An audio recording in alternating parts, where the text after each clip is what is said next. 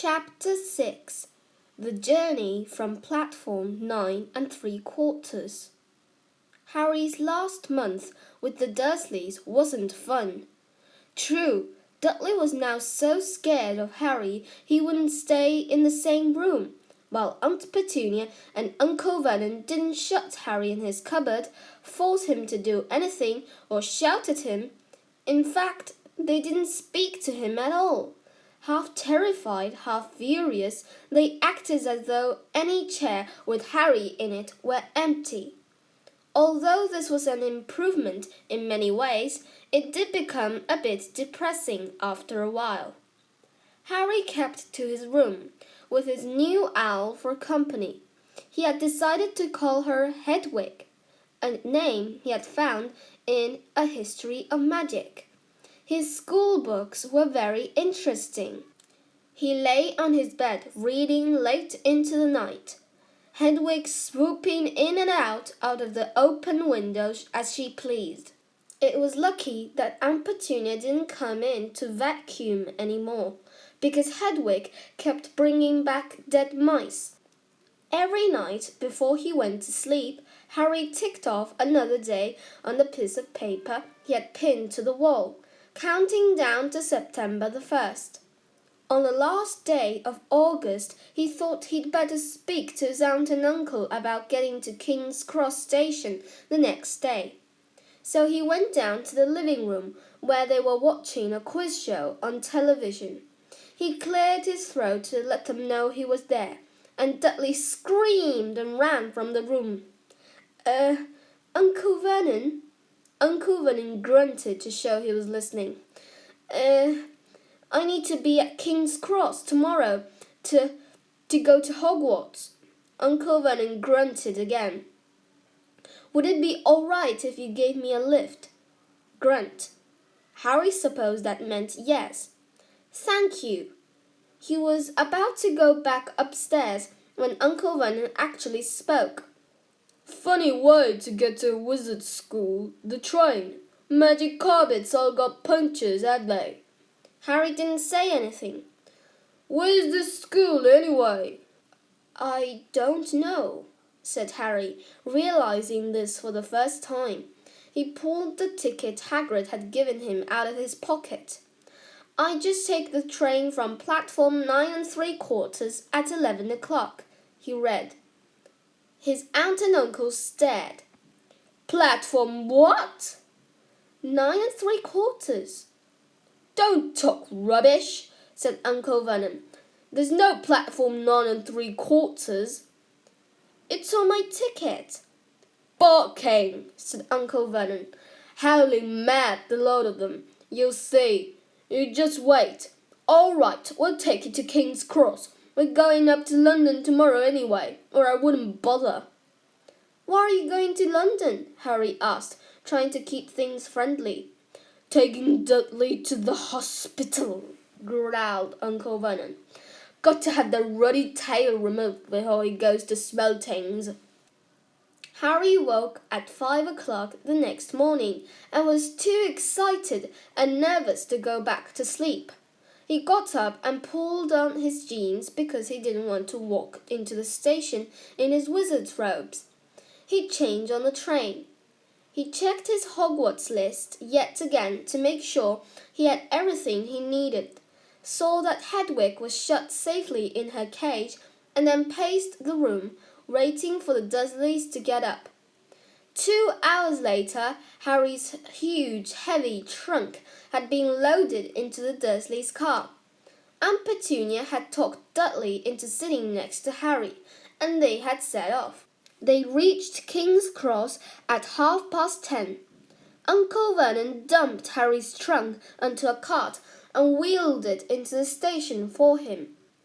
Harry thought this was strangely kind until Uncle Vernon stopped dead, facing the platforms with a nasty grin on his face. "Well, there you are, boy. Platform 9. Platform 10. Your platform should be somewhere in the middle, but they don't seem to have built it yet, do they?" He was quite right, of course.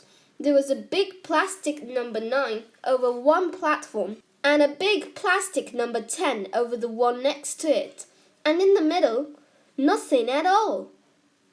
"Have a good time," said Uncle Vernon with an even nastier smile. He left without another word. Harry turned and saw the Dursleys drive away. All three of them were laughing. Harry's mouth went rather dry. What on earth was he going to do? He was starting to attract a lot of funny looks because of Hedwig. He'd have to ask someone. He stopped a passing guard, but didn't dare mention platform 9 3/4. The guard had never ever heard of Hogwarts, and when Harry couldn't even tell him what part of the country it was in, he started to get annoyed, as though Harry was being stupid on purpose. Getting desperate, Harry asked for the train that left at 11 o'clock, but the guard said there wasn't one. In the end, the guard strode away, muttering about time wasters. Harry was now trying hard not to panic. According to the large clock over the arrivals board, he had 10 minutes left to get on the train to Hogwarts, and he had no idea how to do it. He was stranded in the middle of the station with a trunk he could hardly lift, a pocket full of wizard money, and a large owl.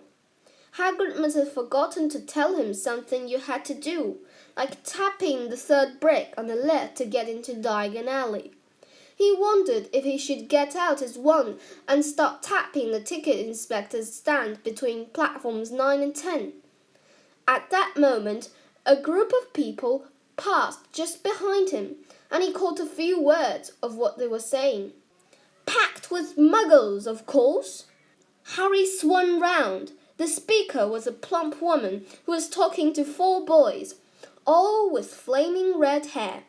Each of them was pushing a trunk like Harry's in front of him, and they had an owl.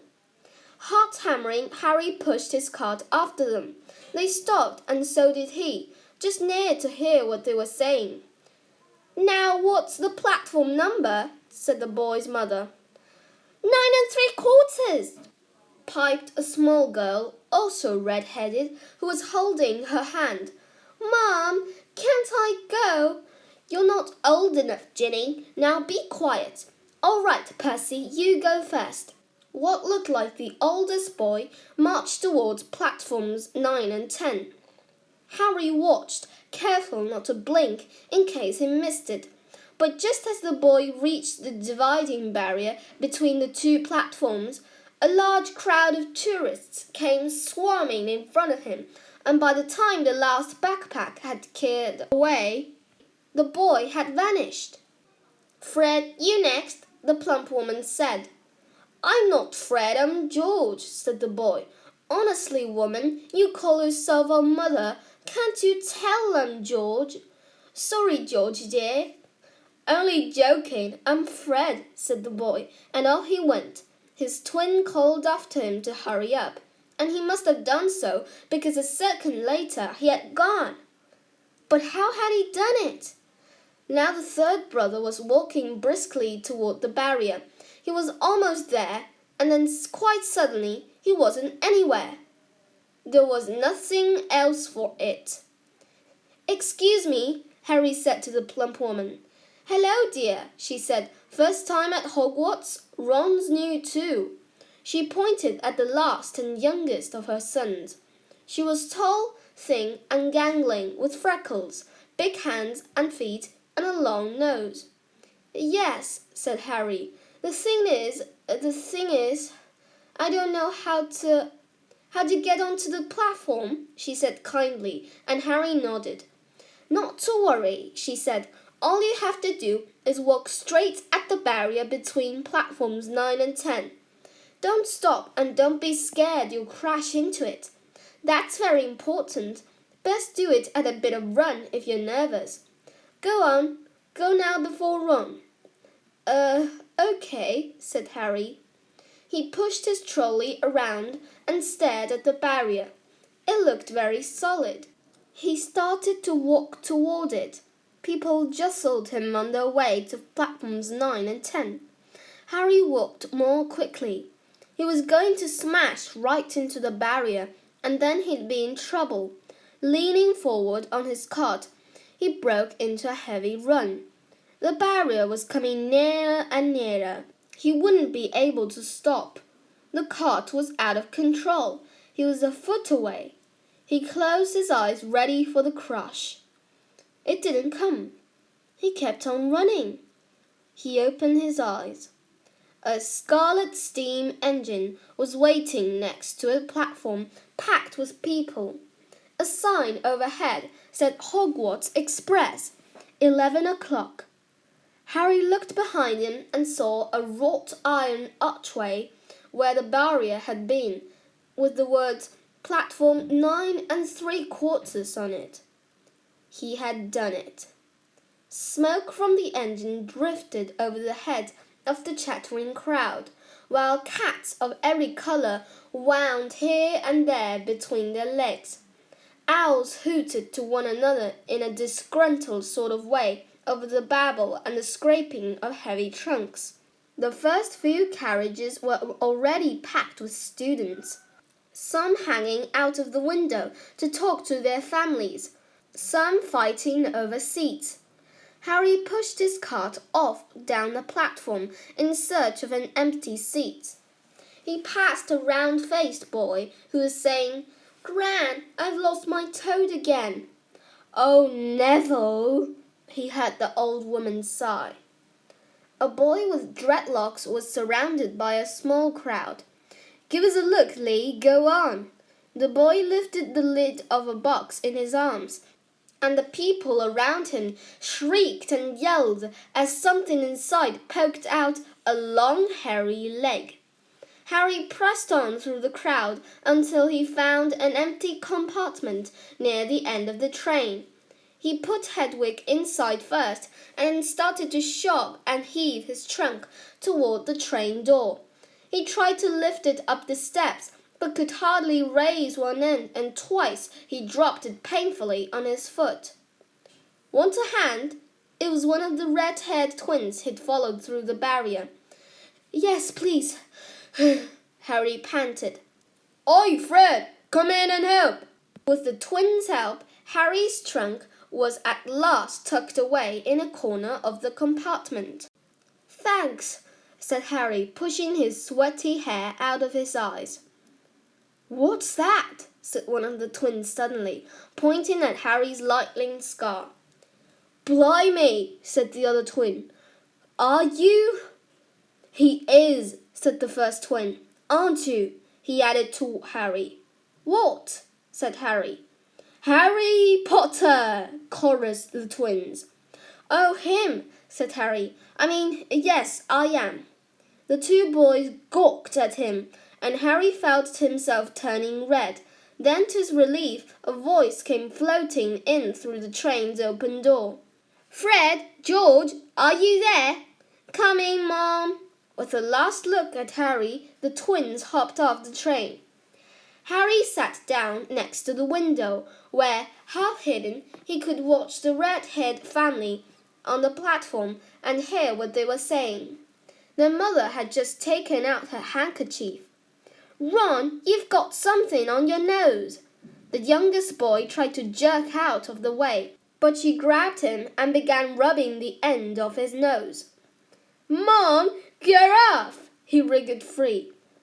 "Ah, has Ickle Ranny got something on his nosy?" said one of the twins.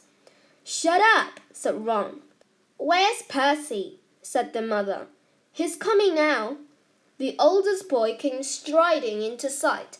He had already changed into his billowing black Hogwarts robes, and Harry noticed a shiny red and gold badge on his chest with the letter P on it. "Can't stay long, Mother," he said. "I'm up front. The prefects have got 2 compartments to themselves."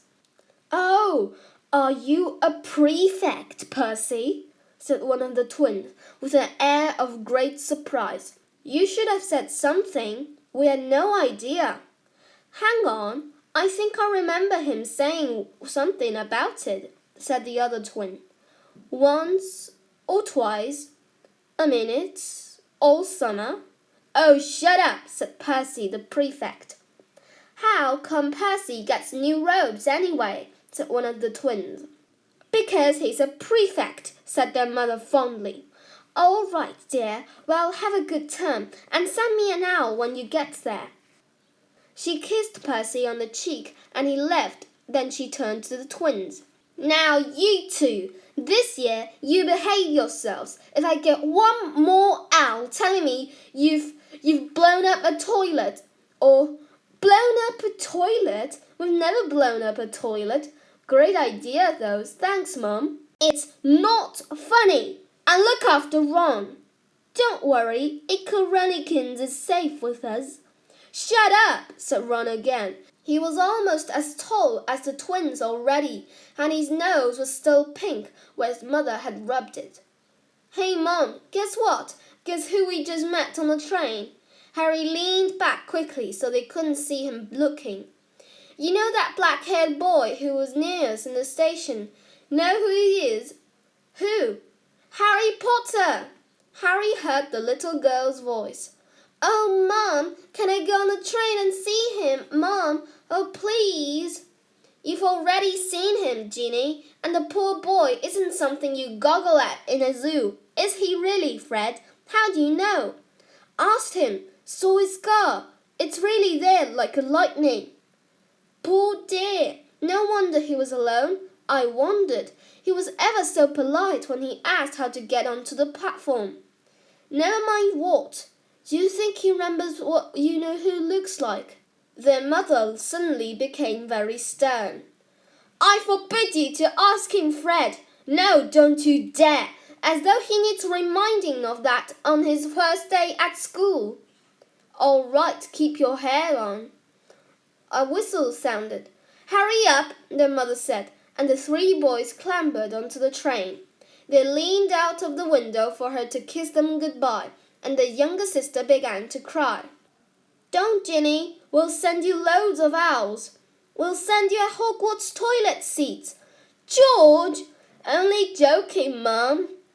The train began to move. Harry saw the boys' mother waving and their sister, half laughing, half crying, running to keep up with the train until it gathered too much speed. Then she fell back and waved. Harry watched the girl and her mother disappear as the train rounded the corner. Houses flashed past the window. Harry felt a great leap of excitement. He didn't know what he was going to do, but it had to be better than what he was leaving behind. The door of the compartment slid open, and the youngest red-headed boy came in. "Anyone sitting there?" he asked, pointing at the seat opposite Harry. "Everywhere else is full." Harry shook his head, and the boy sat down. He glanced at Harry and then looked quickly out of the window, pretending he hadn't looked. Harry saw he still had a black mark on his nose. "Hey, Ron!" The twins were back. "Listen, we're going down to the middle of the train. Lee Jordan's got a giant tarantula down there." "Right," mumbled Ron.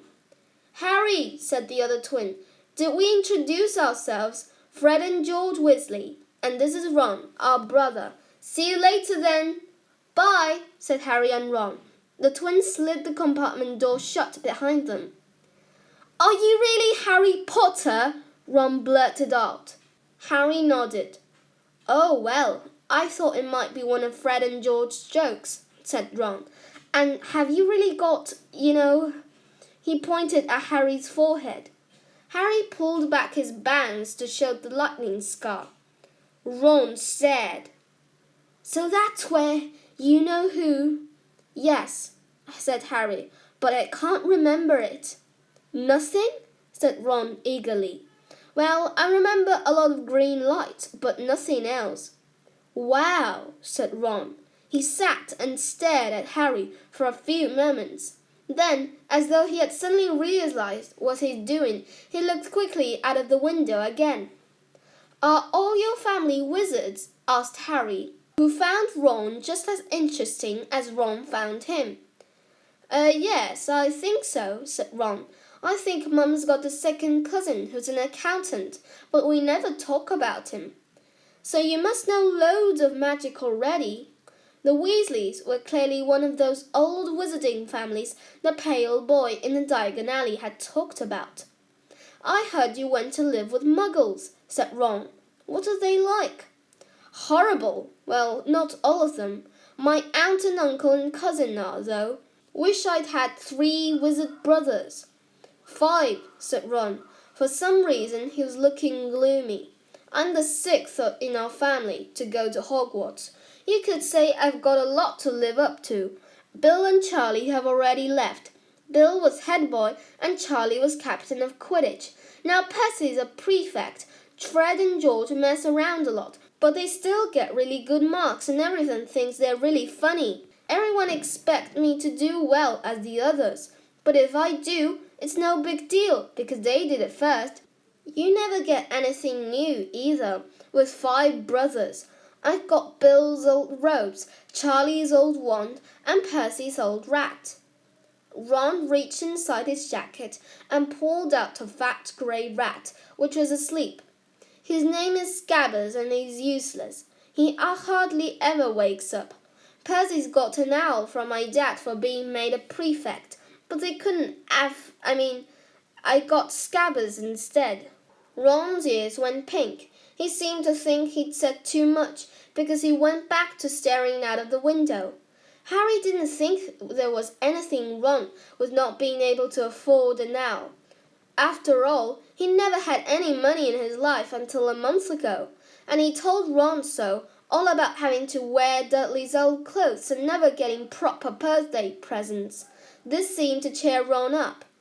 "And until Hagrid told me, I didn't know anything about being a wizard or about my parents or Voldemort," Ron gasped. "What?" said Harry. "You said you know whose name," said Ron, sounding both shocked and impressed. "I'd have thought you, of all people." "I'm not trying to be brave or anything, saying this name," said Harry. "I just never knew you shouldn't. See what I mean? I've got loads to learn, I bet," he added, voicing for the first time something that had been worrying him a lot lately. "I bet I'm the worst in class." "You won't be. There's loads of people who come from Muggle families and they learn quick enough." While they had been talking, the train had carried them out of London. Now they were speeding past fields full of cows and sheep. They were quiet for a time, watching the fields and lanes flick past. Around 12:30, there was a great clattering outside in the corridor, and a smiling, dimpled woman slid back their door and said, "Anything off the cart, dears?" Harry, who hadn't had any breakfast, leapt to his feet, but Ron's ears went pink again, and he muttered that he'd brought sandwiches. Harry went out into the corridor. He had never had any money for candy with the Dursleys, and now that he had pockets rattling with gold and silver, he was ready to buy as many Mars bars as he could carry. But the woman didn't have Mars bars. What she did have were Bertie Bott's Every Flavour beans, Drubel Spet's blowing gum, chocolate frogs, pumpkin pasties, cauldron cakes, licorice wands, and a number of other strange things Harry had never seen in his life. Not wanting to miss anything, he got some of everything and paid the woman 11 silver sickles and 7 bronze knuts. Ron stared as Harry brought it all back into the compartment and tipped it into an empty seat. "Hungry, are you?" "Starving," said Harry, taking a large bite out of a pumpkin pasty. Ron had taken out a lumpy package and unwrapped it. There were 4 sandwiches inside. He pulled one of them apart and said, "She always forgets I don't like corned beef." "Swap you for one of these," said Harry, holding up a pasty. "Go on." "You don't want this. It's all dry," said Ron. "She hasn't got much time," he added, with 5 of us. "Go on, have a pasty," said Harry, who had never had anything to share before, or indeed anyone to share it with. It was a nice feeling, sitting there with Ron, eating the way through all Harry's pasties, cakes and candies. The sandwiches lay forgotten. "What are these?" Harry asked Ron, holding up a packet of chocolate frogs. "They're not really frogs, are they?" He was starting to feel that nothing would surprise him. "No," said Ron, "but see what the card is. I'm missing a gripper." "What?" "Oh, of course you wouldn't know. Chocolate frogs have cards inside them, to collect. Famous witches and wizards. I've got about 500, but I haven't got a gripper or Ptolemy." Harry unwrapped his chocolate frog and picked up the card. It showed a man's face. He wore half-moon glasses and a long crooked nose, and flowing silver hair, beard, and moustache. Underneath the picture was the name, Albus Dumbledore. "So this is Dumbledore," said Harry. "Don't tell me you never heard of Dumbledore," said Ron. "Can I have a frog? I might get a gripper. Thanks." Harry turned over his card and read, "Albus Dumbledore, currently headmaster of Hogwarts. Considered by many the greatest wizards of modern times. Dumbledore is particularly famous for his defeat of the dark wizard Grindelwald in 1945, for the discovery of the 12 uses of dragon's blood, and his work on alchemy with his partner, Nicholas Flamel. Professor Dumbledore enjoys chamber music and tenpin bowling." Harry turned the card back over and saw to his astonishment that Dumbledore's face had disappeared. "He's gone." "Well, you can't expect him to hang around all day," said Ron. "He'll be back." "No, I've got Morgana again, and I've got about 6 of her. Do you want it? You can start collecting." Ron's eyes strayed to the pile of chocolate frogs waiting to be unwrapped. "Help yourself," said Harry. "But in, the Muggle world, people just stay put in photos." "Do they? What? They don't move at all?" Ron sounded amazed. "Weird." Harry stared as Dumbledore settled back into the picture on his card and gave him a small smile. Ron was more interested in eating the frogs than looking at the famous witches and wizards cards. But Harry couldn't keep his eyes off them. Soon he had not only Dumbledore and Morgana, but Hengist of Woodcraft, Alberic Grinnin, Circe, Paracelsus, and Merlin. He finally tore his eyes away from the druidess Cleodna, who was scratching her nose, to open a bag of Bertie Bott's Every Flavour beans. "You want to be careful with those," Ron warned Harry. "When they say every flavour, they mean every flavour. You get all the ordinary ones like chocolate and peppermint and marmalade, but then you could get spinach and liver and tripe. George reckons he had a booger-flavoured one once." Ron picked up a green bean, looked at it carefully, and bit into a corner. "Bleh! See? Sprouts." They had a good time eating the every flavour beans.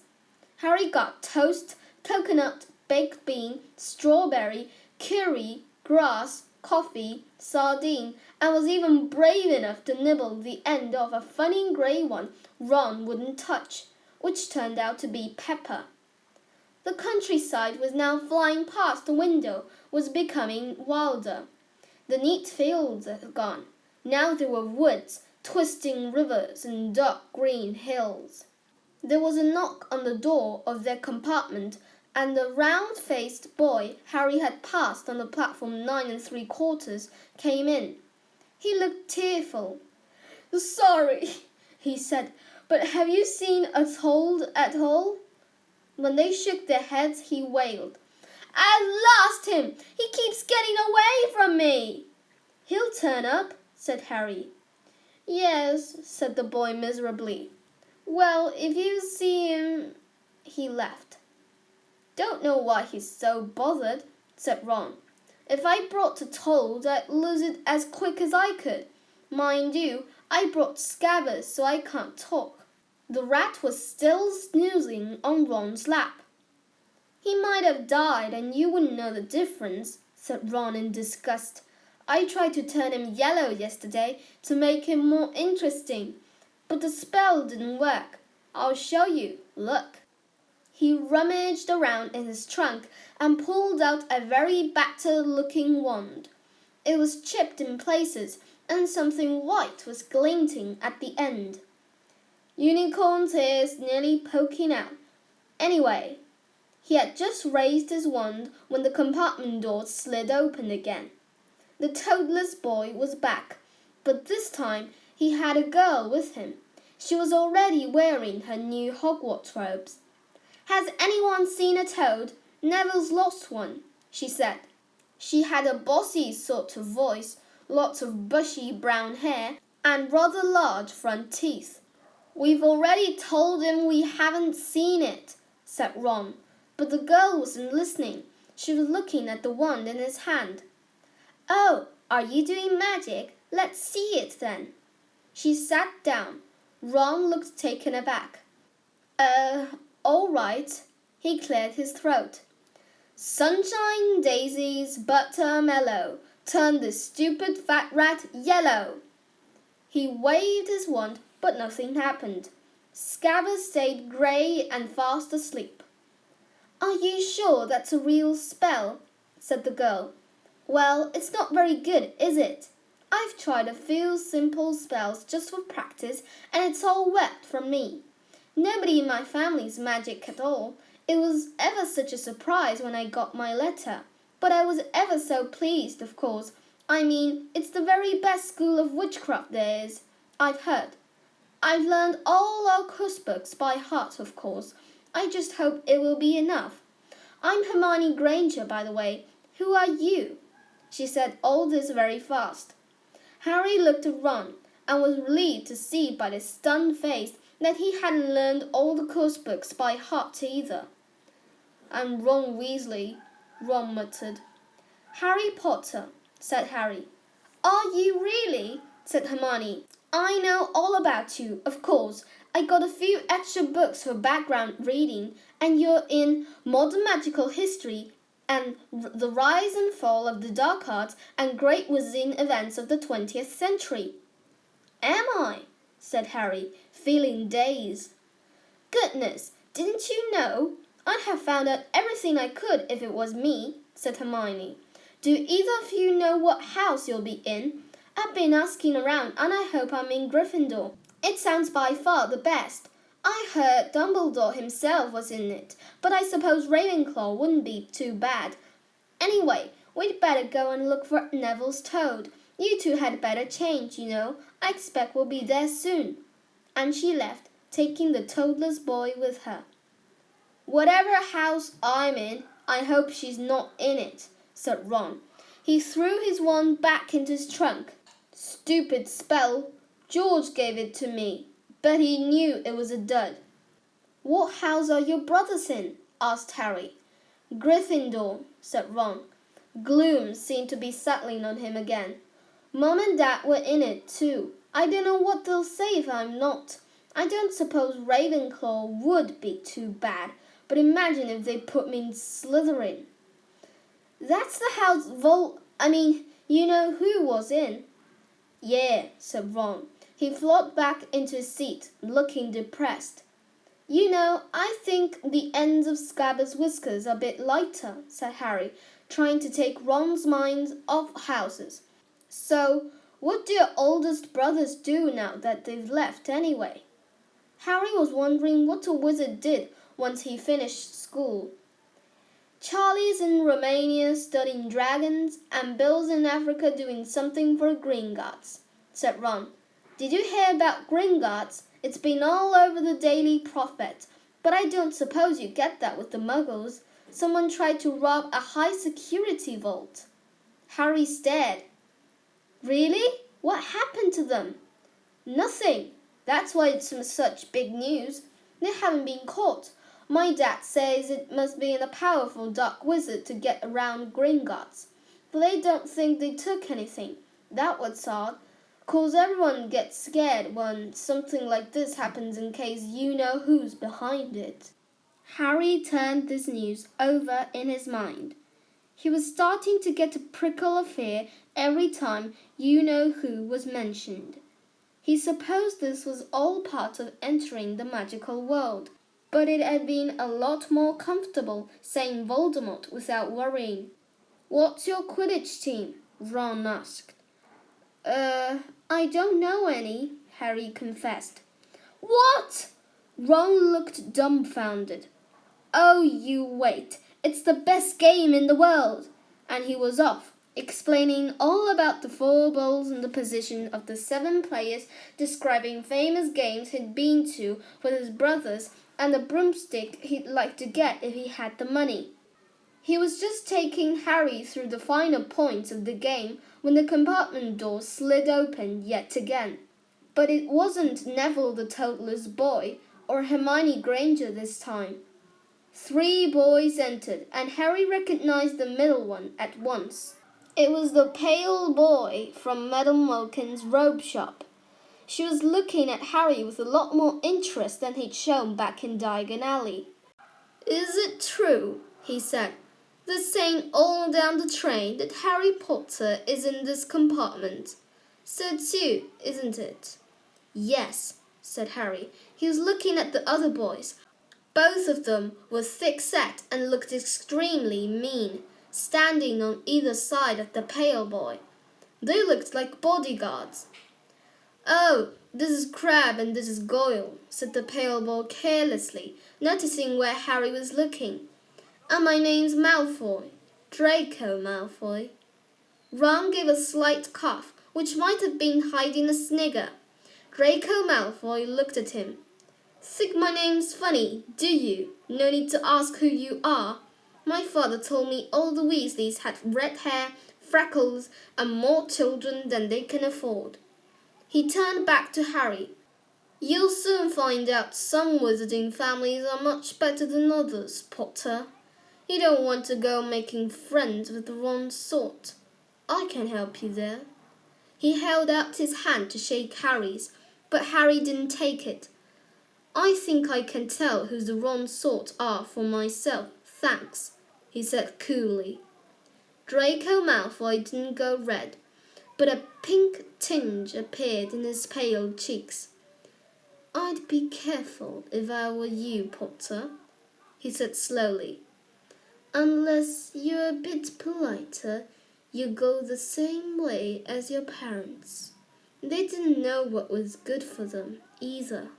You hang around with riffraff like the Weasleys and that Hagrid, and it'll rub off on you. Both Harry and Ron stood up. Say that again, Ron said, his face as red as his hair. Oh, you're going to fight us, are you? Malfoy sneered.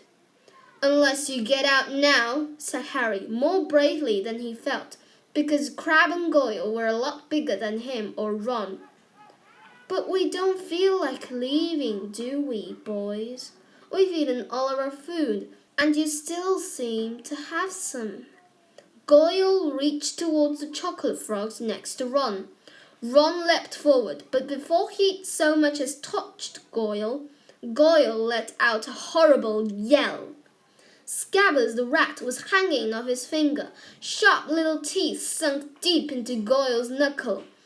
Crabbe and Malfoy backed away as Goyle swung Scabbers round and round, howling, and when Scabbers finally flew off and hit the window, all 3 of them disappeared at once. Perhaps they thought there were more rats lurking among the sweets, or perhaps they'd heard footsteps, because a second later Hermione Granger had come in. What has been going on? She said, looking at the sweets all over the floor and Ron picking up Scabbers by his tail. I think he's knocked out, Ron said to Harry. He looked close at Scabbers. No, I don't believe it. He's gone back to sleep. And so he had. You've met Malfoy before. Harry explained about their meeting in Diagon Alley. I've heard of his family, said Ron darkly. They were some of the first to come back to our side, after you-know-who disappeared. Said they'd been bewitched. My dad doesn't believe it. He says Malfoy's father didn't need an excuse to go over to the dark side. He turned to Hermione. Can we help you with something? You better hurry up and put your robes on. I've just been up to the front to ask the conductor, and he says we're nearly there. You haven't been fighting, have you? You'll be in trouble before we even get there. Scabbers has been fighting, not us, said Ron, scowling at her. Would you mind leaving while we change? All right, I only came in here because people outside are behaving very childishly, racing up and down the corridors, said Hermione in a sniffy voice. And you've got some dirt on your nose, by the way, did you know? Ron glared at her as she left. Harry peered out of the window. It was getting dark. He could see mountains and forests under a deep purple sky. The train did seem to be slowing down.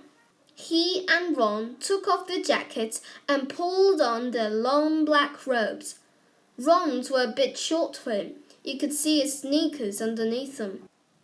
A voice echoed through the train. We will be reaching Hogwarts in 5 minutes' time. Please leave your luggage on the train. It will be taken to the school separately. Harry's stomach lurched with nerves, and Ron, he saw, looked pale under his freckles. They crammed their pockets with the last of the sweets and joined the crowd thronging the corridor. The train slowed right down and finally stopped. People pushed their way toward the door and out onto a tiny dark platform.